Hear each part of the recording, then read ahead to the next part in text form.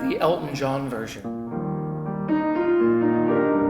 Jed, we are going to perform Shostakovich's Seventh Symphony, the Leningrad Symphony, on a piano, in a piano four-hand version. Why play it on a piano?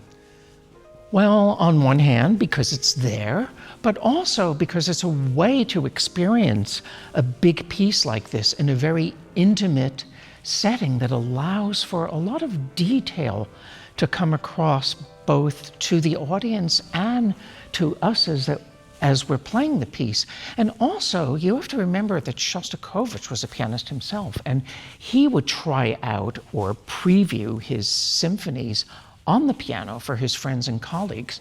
So this kind of brings us closer to what the music sounded like when the ink had barely dried on the page, I think.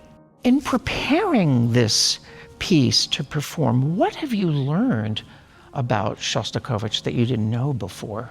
Oh, I've learned so much about Shostakovich. He wasn't really a composer I was focused on. And in preparing for this piece, I looked into the history of the inception of the symphony, and it is one of the most incredible stories ever. Like, I'm surprised that a Hollywood movie hasn't been made about it, because it has all the elements. Well, the music is very cinematic in terms of its scope, in terms of the time scale. And even though Shostakovich was a symphonist par excellence and had such a fantastic sense of symphonic structure, you also have to remember that he wrote a lot of film music, and he accompanied silent cinema when he was a young pianist. And also he wrote fantastic operas. So this is a very theatrical piece in many ways. How about the invasion theme, as they call it? What is interesting about this theme is that at first glance, it seems like it goes on so many times and it's so repetitive.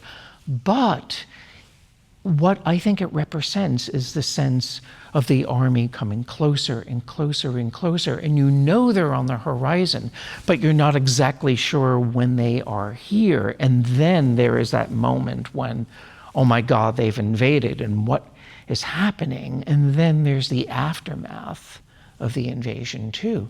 So like I was saying about the time scale and knowing how many repetitions and the mode of repetition, it's really quite extraordinary. Do you think there is a symbolism behind the fact that this theme comes back 12 times? Do you think it might be related to the year, 12 months, or? I wouldn't be surprised, because many composers were interested in numerology, if you think about Bach. And I wouldn't be surprised if Shostakovich had that in mind, because he understood proportion like crazy. He was a really wonderful composer in that sense.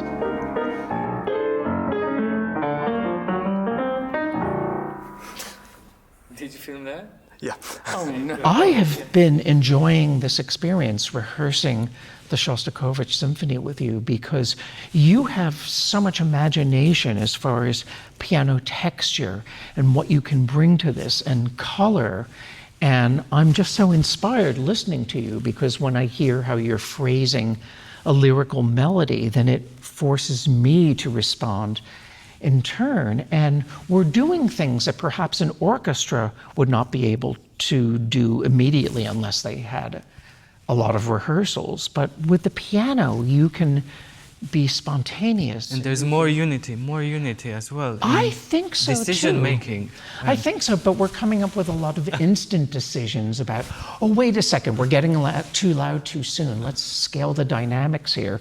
Wait, we have a half hour left in this movement, so don't get too loud too soon. So we're working on many different levels, but it is just so rewarding, and I can't wait for the concert. How do you feel about this arrangement? That's a very good question. I think that when you perform a piano reduction of an orchestra piece, you may not have all of the orchestra color, but you are basically reducing a big color landscape into a very subtle and very detailed black and white portrait. And it brings the audience, as well as the pianist, closer to the structure of the music. And Shostakovich used to play his symphonies for his colleagues and friends in progress. So this brings us very close to what the music must have sounded like when the ink had barely dried on the page.